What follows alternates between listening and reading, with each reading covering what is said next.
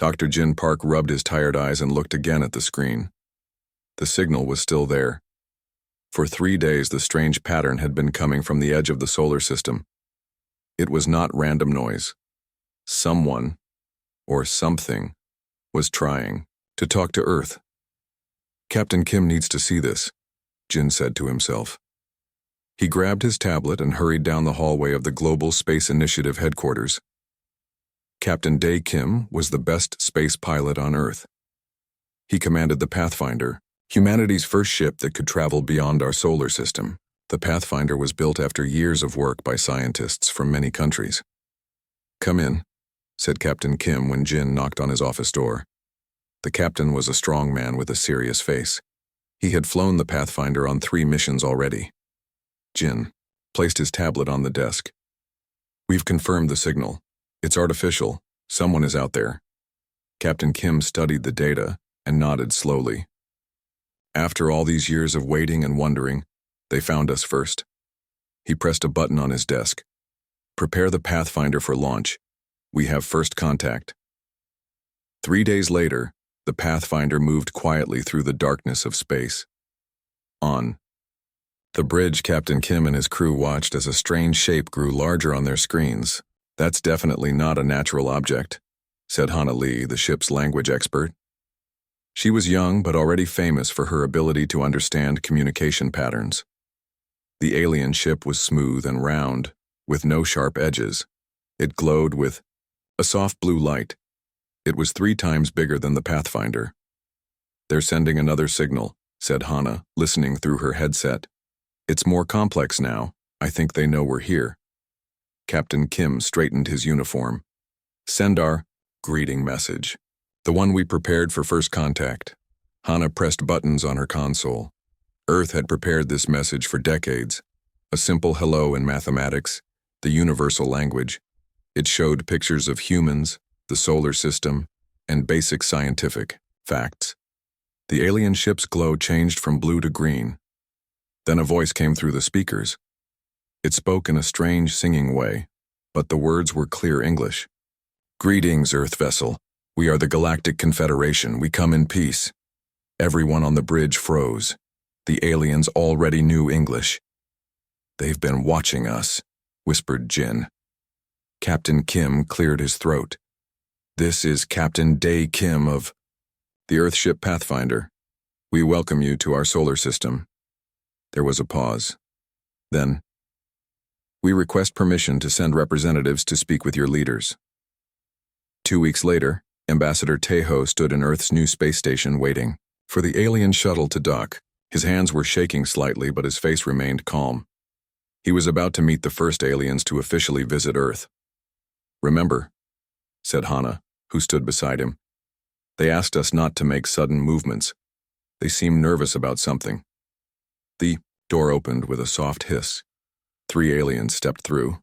They walked on 2 legs like humans, but were shorter and thinner. Their skin was pale blue, and they had large dark eyes that blinked often. They wore simple white clothes that seemed to glow slightly. "Welcome to Earth Station 1, said Ambassador Taeho with a small bow.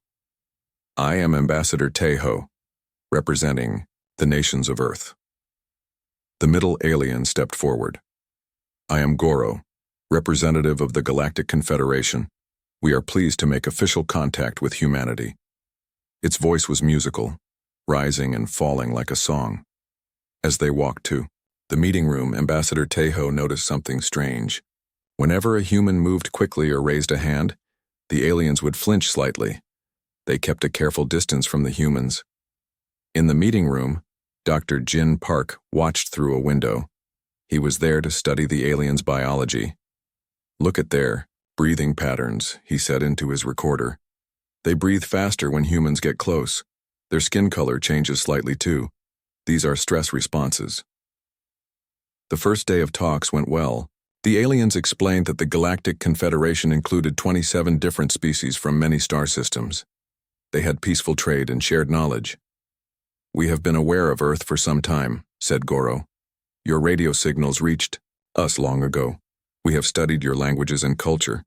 Why did you wait until now to contact us?" asked Ambassador Taeho. Goro's large eyes blinked rapidly.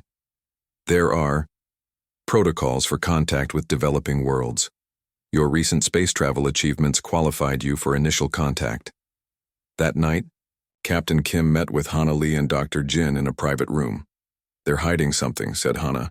Their language patterns show stress when they talk about why they contacted us now. Dr. Jin nodded.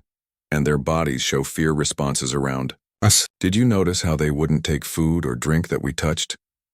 I overheard something, said Captain Kim quietly. I was passing by their shuttle when two aliens were talking. My translator picked up fragments. They said something about humans being dangerous and a containment problem. Ambassador Taeho frowned when they told him. We need to find out what they fear about us. For now, we continue as planned. Tomorrow is the formal dinner. The dinner was held in the station's large meeting hall. Earth foods had been prepared along with special dishes for the aliens based on their dietary information. Music played softly in the background. Ambassador Taeho raised his glass. To new friendships between our worlds. Goro and the other aliens raised their glasses carefully. They seemed more relaxed now after 2 days of talks. Then a server dropped a glass. It shattered on the floor with a loud crash. What happened next stunned everyone. All three aliens jumped back. Their skin flashed from blue to white. Small devices on their belts activated, creating glowing shields around each of them. Their large eyes widened in what was clearly terror. The room fell silent. Slowly, the aliens realized there was no danger. Their shields faded. Their skin returned to blue, though paler than before. I apologize for our reaction, said Goro, voice shaking. We are not accustomed to sudden loud noises. But Dr. Jin and everyone else in the room knew it was more than that. The aliens were afraid of humans. Later that night, Goro requested a private meeting with Ambassador Taeho. We will be departing tomorrow, Goro said. We have left communication devices for future contact. The Confederation wishes to establish limited technological exchange.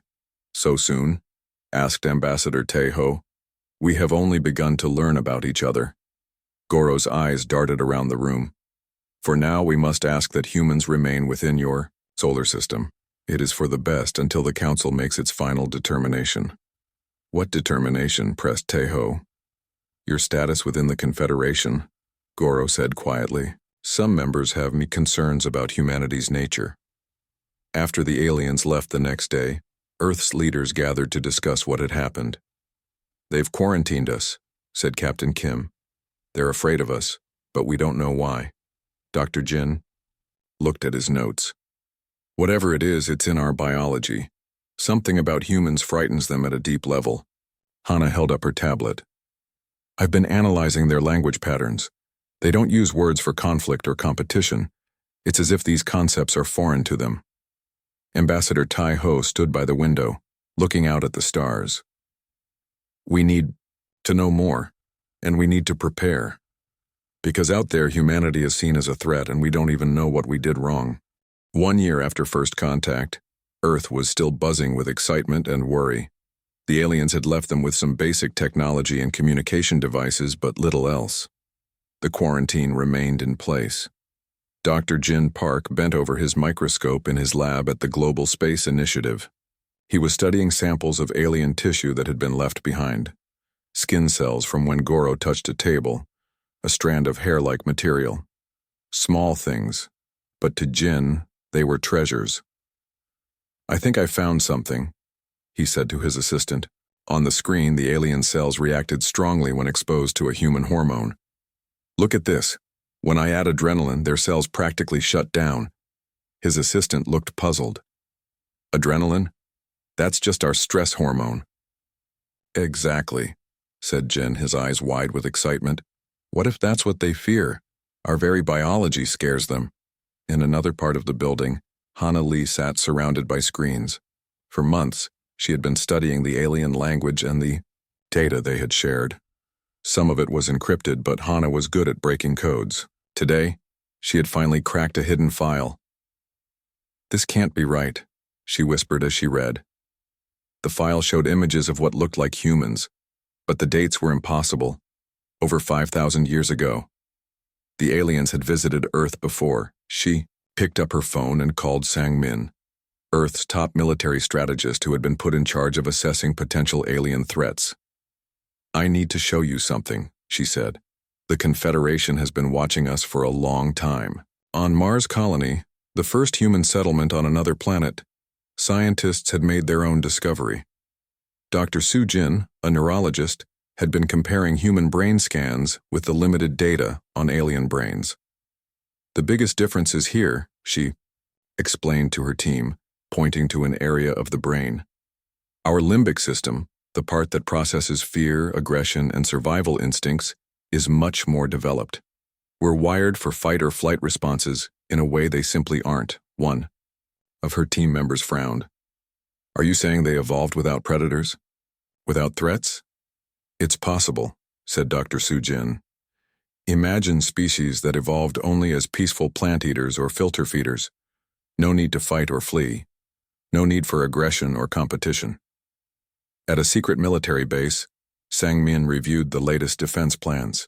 After the aliens left, many Earth nations had started building space defenses just in case. No one knew if the quarantine was protection or prison. "Our ships are faster than theirs," he told his team. "Based on what we've seen, their technology is more advanced in some ways, but not as much as we feared, and they have no experience with warfare." A young officer raised her hand. "Sir, if they've never had wars, how do they have military ships?" Sang-min nodded. "Good question. I don't think they do. I think those are just exploration vessels. They have no weapons we could identify." The team looked at each other. The thought was both reassuring and disturbing. "We need more information," said Sang-min. "We need someone inside their territory." Yuna was a perfect choice for the mission. Once a top pilot, she had been kicked out of the space program for taking too many risks. Now those same qualities made her valuable. "You want me to sneak past the aliens?" she asked when Sang-min approached her. "We've modified a small ship with stealth technology," he explained. "Based on our observations, their sensors aren't designed to detect threats, because they've never needed to. You'll be invisible if you're careful." Yuna smiled. "When do I leave?"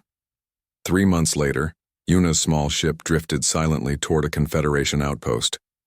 It was a space station orbiting a distant moon, far from Earth but the closest alien facility they knew of. Yuna wore a special suit that would mask her biological signatures. Dr. Jin had designed it to hide her adrenaline and other human hormones that might alarm the aliens. "I'm in position," she whispered into her communicator. "Their security is minimal. They really don't expect trouble." Her ship docked at an unused port. The station was huge, with sections for many different alien species.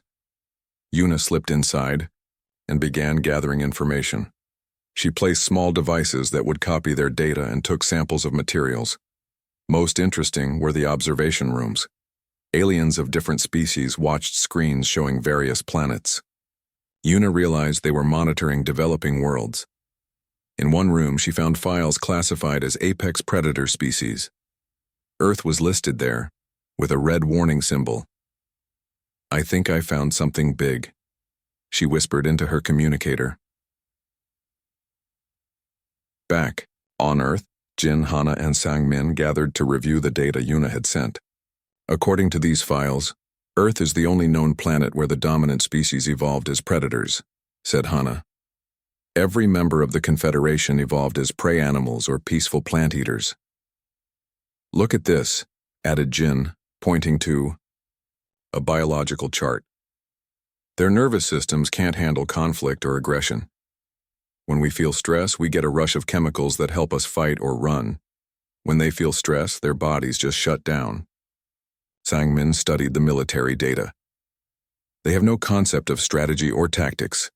Their ships are built for exploration and science, not war. They're advanced because they've had peace for thousands of years, but they're completely unprepared for any kind of conflict. They're afraid of us because we're predators," said Jin quietly. "To them, we're naturally dangerous. It's not what we've done. It's what we are." In her hidden ship, now heading back to Earth, Yuna watched recordings she had taken of alien species in their natural environments. What struck her most was how differently they behaved. In one scene, different alien species shared food without any signs of competition. In another, when resources were limited, they simply took turns or found ways to create more rather than fighting over what was available. They never had to compete to survive, Yuna realized. They never had to fight predators or each other. They evolved through cooperation, not competition. She thought about human history, filled with wars and struggles and competition. Even human games were about winning and losing. Humans found excitement in challenge and conflict. To the aliens, this would seem insane. On Earth, world leaders gathered to discuss the new information. "The Confederation sees us as dangerous animals," said Ambassador Tejo. "Not because of our technology, but because of our basic nature. We evolved as hunters. We have instincts for aggression and competition that they simply don't have." "And now?" asked a world leader. "Now we've received a message," said Tejo grimly. "The Confederation Council will meet in 3 months to debate Earth's status. The options range from continued quarantine to," he paused, "to containment measures." "They're considering attacking us?" someone asked in shock. "They're afraid," said Dr. Jin. "For the first time in their history, they've met a species that evolved as predators. They don't understand us, and what they don't understand, they fear." Sangmin stood up.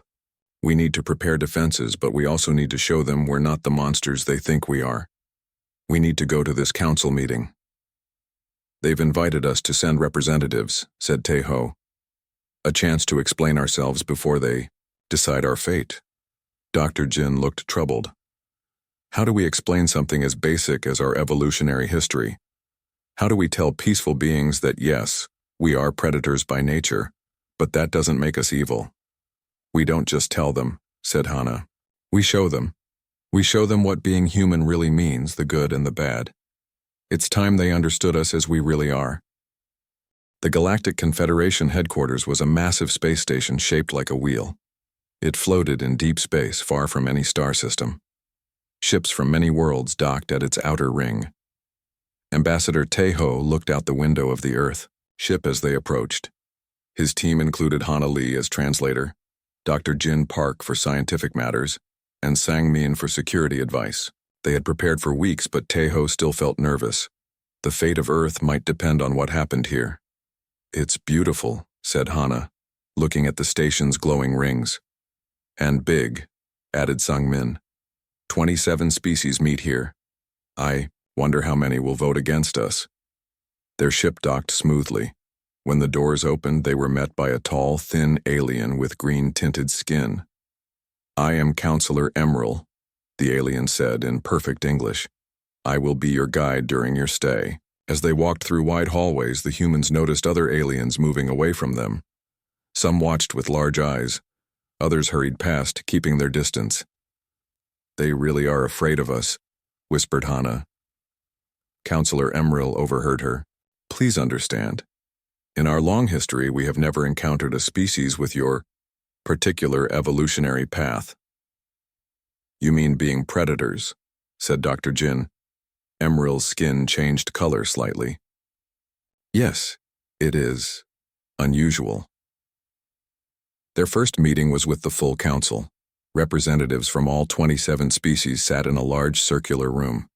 The humans stood in the center, feeling like they were on display. A large alien with purple skin and 6 limbs spoke first. "I am Grand Minister Vox. We have called this meeting to determine how the Confederation should handle Earth. Some believe you are too dangerous to join the galactic community." Ambassador Tejo stepped forward. "We thank you for this chance to speak. Humans may have evolved as predators, but we have built civilizations based on cooperation and peace." Grand Minister Vox made a sharp noise. "Peace. Your history is filled with wars. You fight over resources, land, even ideas. You enjoy competition. You simulate hunting in your games. These traits make you unpredictable and dangerous." Tejo remained calm. "Yes, our past has violence, but it also has art, music, scientific discovery, and acts of great kindness. We ask you to judge us by what we have become, not just how we began." For the next few hours, the council questioned the humans about Earth's history, biology, and culture. Some questions were hostile, others merely curious. Dr. Jin explained human biology. Our predatory past gave us certain traits, yes, but it also gave us problem-solving skills and creativity. Hana spoke about human languages and arts. Our complex emotions come from our evolutionary past, but they give us the ability to create beauty and meaning. Sangmin carefully avoided military topics, focusing instead on how humans protected the weak and vulnerable. After the meeting, Counselor Emril took them to their quarters. "You did well," the alien said. Some council members were impressed. Others remained frightened, but that is to be expected. "What do you think of us?" asked Hana. Emril was quiet for a moment. "I find humans fascinating. Different, yes, potentially dangerous perhaps, but also offering something new. The Confederation has been peaceful for thousands of years, but we have also become static. We solve problems slowly because we all think in similar ways." The next day, Ambassador Taeho decided to try a new approach. "We should show them human art and culture," he told his team. "Let them see what our minds can create." They set up displays of Earth's greatest achievements: music, paintings, architecture, and scientific breakthroughs. They invited council members to explore and ask questions. To their surprise, many aliens showed great interest. They were especially drawn to music, something that seemed rare in the Confederation. "Your minds create such complex patterns," said one small bird-like alien after listening to classical music. "It is beautiful and strange." Others were fascinated by human literature and stories. "You imagine things that never happened?" asked an alien with 4 eyes. "You create people who don't exist?" "It's called fiction," explained Hana. "We use it to explore ideas and feelings." Even Grand Minister Vox spent time studying human scientific advancements. "Your sciences have developed quickly," the minister admitted. "Perhaps because you are always looking for advantages over others. Or because we're curious and face challenges creatively," countered Dr. Jin. But not all were convinced. During a private meeting, Counselor Emril shared troubling news. "There is a faction led by Minister Vox that believes humans must be contained," Emril explained. "They fear that if you join the galactic community, you will eventually dominate it. Your competitive nature makes you expand and grow faster than other species." "We don't want to dominate anyone," said Ambassador Taeho. "We just want to be accepted." "I believe you," said Emril, "but some don't, and they are planning to act soon." Back on Earth, the situation grew tense. Military leaders reported strange ship movements near the edge of the solar system. "They're preparing something," a general told world leaders. "We should be ready." But the human representatives at the Confederation urged caution. "Any show of military strength will only confirm their fears," Ambassador Taeho warned in a message. "We're making progress here. Some species are starting to understand us." Dr. Jin had developed a new approach. "I've created compounds that can mask our stress responses," he explained to the team. "It makes us seem less threatening to them biologically." Humans began using these compounds during meetings and noticed immediate differences. The aliens seemed more relaxed around them, more willing to talk openly. As days passed, the council seemed split. Some species argued that humans could be valuable allies because of their unique perspectives. Others still pushed for containment, or isolation. Counselor Emril became their strongest supporter. "Humans solve problems differently than we do," Emril told the council. "Their predatory evolution gives them skills we lack. In a dangerous universe, such skills might be needed." Grand Minister Vox disagreed strongly. "That is exactly what makes them dangerous. They see everything as either prey or threat. They will never truly understand our peaceful ways." The debate grew heated, unusual for the normally calm Confederation species. At one point, several representatives began showing physical stress signs when Minister Vox described potential threats humans might pose. On the 5th day, during a critical council debate, everything changed. Ambassador Taeho was making his final plea for Earth to be accepted as a provisional member of the Confederation. Suddenly, doors burst open. 3 aliens rushed in. holding unfamiliar devices. They pointed these at Taiho. The predator species must be eliminated before they spread, one shouted. Without thinking, the human security guard beside Taiho moved. He jumped in front of the ambassador and pushed him down. In 3 quick movements, he disarmed the closest attacker and placed himself between the danger and the humans. The council chamber froze in shock. They had just witnessed both humanity's fighting ability and their protective instinct in one moment. The attackers were quickly surrounded by Confederation security. Counselor Emerald hurried to check on the humans. "Are you injured?" Emerald asked with genuine concern. "We're fine," said Taiho, still surprised by how quickly everything had happened. "Your security responded well?" Emerald's skin darkened slightly, their version of embarrassment. "That was not our security. They hadn't even reacted yet. One guard disabled an attacker before our security team could move." The council members whispered among themselves, some frightened, others impressed. Grand Minister Vox stood up. "You see? Even one human can overpower our kind easily. They are too dangerous." But another council member disagreed. "I saw something different. The human protected others even at risk to himself. He disabled the attacker without killing. Perhaps their strength could protect, not threaten." The debate continued for hours. In the end, the council remained divided. Half saw humans as a threat, half as potential allies. Then came the alarming news. During the confusion of the attack, a small group of ships had left the station secretly. "They're heading toward Earth," Counselor Emerald reported with fear. "A radical faction has decided to take action without council approval." Ambassador Taiho's face went pale. "They're going to attack our planet?" "Yes," said Emerald, "and the council is too divided to stop them." Sang Min stepped forward. "Then we need to warn Earth now, and we need to show these attackers what happens when you threaten a planet of predators." Earth had only 3 days to prepare. The radical alien ships would arrive soon, and no one knew exactly what weapons they had. Captain Dae Kim stood on the bridge of the Defender, Earth's newest space vessel. 5 more ships floated nearby, forming Earth's small defense fleet. They were the best Earth could build, but they were few against the coming alien ships. "Any word from Ambassador Taiho?"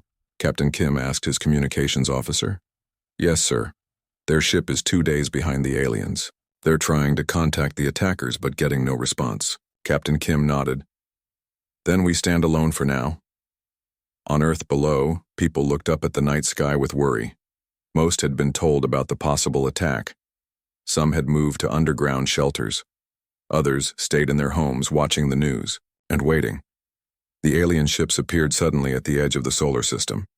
There were 12 of them, all larger than Earth's vessels. "They're heading toward Mars colony first," reported Captain Kim's sensor officer. "They'll reach it in 6 hours." Mars colony was home to 5,000 people. It couldn't be evacuated in time. Captain Kim made his decision quickly. "Move our ships to defend Mars. We meet them there, not here." As Earth's ships raced toward Mars, Captain Kim spoke to his crew. "Remember what we learned about the aliens. They have no experience with conflict. They don't understand tactics or strategy. We do. That's our advantage." The battle for Mars began when the alien ships came into range. They fired energy weapons that lit up space with blue light. But their aim was poor and their shots were easy to predict. "They're firing in simple patterns," said Captain Kim. "They don't adjust or adapt." He ordered his ships to spread out and attack from different directions. The aliens seemed confused by this simple tactic. They didn't know which ship to target first. "Now," ordered Captain Kim. Earth's ships fired together. 3 alien vessels were hit and began drifting. The others tried to regroup, but they moved in straight lines, making them easy targets. On the Defender's bridge, a young officer looked amazed. "They don't know how to fight." "Of course not," said Captain Kim. "They've never needed to. Their species evolved without predators, without competition. Fighting isn't in their nature like it is in ours." Within 2 hours, 5 alien ships had been disabled. The others turned and fled toward the outer solar system. "Should we follow?" asked an officer. "No," said Captain Kim. We protect our people. We don't hunt. On a Confederation observation ship racing toward Earth, Ambassador Tejo and Counselor Emerald watched recordings of the battle.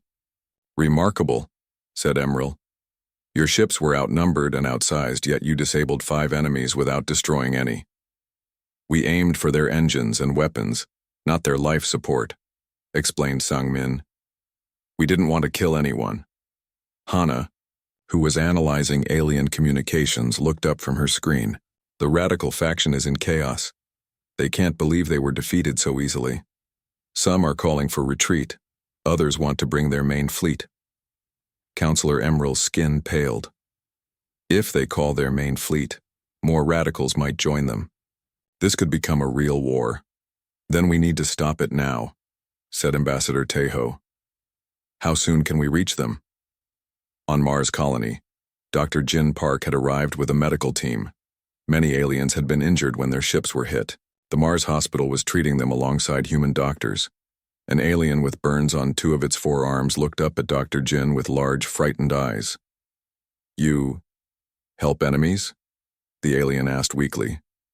"You're not our enemy," said Dr. Jin as he carefully treated the burns. "You're a person who needs help. Human doctors heal anyone who needs it." The alien seemed confused. "But we attacked your world." "Yes," said Dr. Jin, "and we defended ourselves. But once the fight is over, we help the injured. That's also part of being human." Word spread among the captured aliens about the human doctors who treated them with care. Many had expected to be killed or left to suffer. Instead, they received the same treatment as injured humans. One alien asked Dr. Jin, "Why do predators help the weak?" "It makes no sense." Dr. Jin thought for a moment. "Being a predator species gave us strength, but it also taught us the responsibility that comes with strength." Meanwhile, Yuna led a small team on a daring mission. While the main fleet defended Mars, her team took a fast, small ship and raced after the retreating alien vessels. "They're calling for reinforcements," Yuna told her team. "We need to stop that message from reaching their fleet." Her ship was faster than the alien vessels. Using stealth technology, they approached the command ship undetected. "Remember," said Yuna to her team, "we're not here to hurt anyone. We just need to take control of their communications." Using tactics no alien could predict, Yuna's team boarded the command ship. The aliens, never having faced boarding actions before, were quickly overwhelmed without serious injuries. "Ship secured," Yuna reported back to Earth. "We've blocked their distress calls and have access to their command systems." 3 days later, representatives from both sides met on the neutral ground of the moon base. The radical faction leaders, now without ships or support, faced both human leaders and Confederation officials. "You see now that humans could have destroyed your ships completely," said Counselor Emerald to the radical leaders. "They chose not to." Ambassador Tejo stepped forward. "We defended ourselves, as any species would. But we showed restraint. We treated your injured. We seek peace, not conquest." Grand Minister Vox, who had arrived with a Confederation peace delegation, still seemed uncertain. "Your ability to fight effectively only proves my concerns. You are too dangerous." "With respect, Minister," said Captain Kim, "if we were the mindless predators you fear, we would have destroyed those ships and everyone on them. We would have pursued and eliminated the rest. That's what true predators do. Instead, we protected our people and then offered help." The debate continued for hours. Finally, a new voice spoke. It was one of the injured aliens Dr. Jin had treated. "I believed humans were monsters," the alien said softly. "When our attack failed, I expected to be killed. Instead, human doctors healed me. They showed kindness I did not deserve. Perhaps we have judged them wrongly." 1 month later, the Confederation Council reached its decision. Ambassador Tejo and his team stood again in the Great Chamber to hear their fate. Counselor Emerald spoke for the majority. "We have created a new classification for Earth. You will be known as protected predators. Your world and colonies will not be quarantined, but for now your ships must travel with Confederation observers." "And in return?" asked Ambassador Tejo. "In return," said Emerald, We ask for human help with problems the Confederation has struggled to solve. Your predatory evolution has given you unique ways of thinking. You see patterns we miss, find solutions we cannot imagine, and act decisively when we hesitate. After the meeting, as the humans prepared to return to Earth, Grand Minister Vox approached them. "I still have concerns," the minister said. "But I also see now what humans can offer. Your predatory nature makes you dangerous, yes, but it also makes you protectors. Perhaps that is what our peaceful galaxy has been missing." As their ship headed back to Earth, Ambassador Tai-Ho looked out at the stars. "It's strange," he said to his team. "We spent our history fighting each other, competing, hunting. All those traits that made us feared are now valued. Because we learned to control those instincts," said Dr. Jin. "We kept the strengths of predators, courage, quick thinking, determination, but we added compassion and cooperation." Hana smiled. "So it turns out we were the problem, but also the solution." Back on Earth, humans looked up at the night sky with new eyes. The stars were no longer just distant lights. They were places to explore, filled with peaceful beings who had never known the struggles that shaped humanity. Earth had something unique to offer the galaxy: the mind of a predator and the heart of a protector. They were feared, yes, but now also needed. Humanity had found its place among the stars,